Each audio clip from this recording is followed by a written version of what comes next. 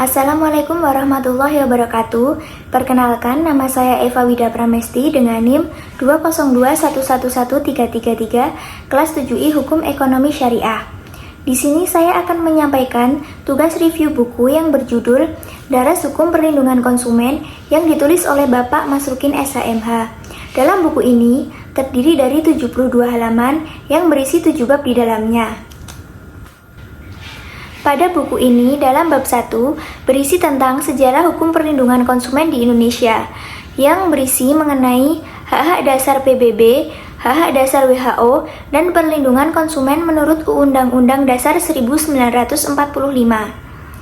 Selanjutnya yaitu, pada bab 2, berisi tentang hak dan kewajiban konsumen, yang membahas mengenai pengertian konsumen, hak-hak konsumen, dan kewajiban konsumen. Selanjutnya, pada bab 3, berisi tentang pelaku usaha yang membahas mengenai pengertian pelaku usaha, hak dan kewajiban pelaku usaha, perbuatan yang dilarang bagi pelaku usaha, dan tanggung jawab pelaku usaha. Selanjutnya yaitu bab 4, yang berisi tentang prinsip-prinsip tanggung jawab perlindungan konsumen. Itu membahas mengenai tanggung jawab produk, prinsip tanggung jawab berdasarkan kesalahan, prinsip tanggung jawab berdasarkan wan prestasi, prinsip tanggung jawab mutlak, dan prinsip tanggung jawab berdasarkan dalam Undang-Undang Perlindungan Konsumen. Selanjutnya yaitu pada bab 5, yaitu berisi tentang perbuatan melawan hukum sebagai dasar hukum perlindungan konsumen, yang membahas mengenai pengertian perbuatan melawan hukum, kedudukan perbuatan melawan hukum dalam hukum perdata, dan perkembangan penafsiran perbuatan melawan hukum. Selanjutnya yaitu pada bab 6 yang berisi tentang upaya hukum dalam perlindungan konsumen, yang membahas mengenai upaya hukum di luar pengadilan dan upaya hukum melalui pengadilan. Selanjutnya yaitu pada bab terakhir yaitu bab 7 membahas mengenai keberadaan sanksi dalam hukum perlindungan konsumen, yaitu membahas mengenai keberadaan sanksi perdata, keberadaan sanksi administratif, dan keberadaan sanksi pidana.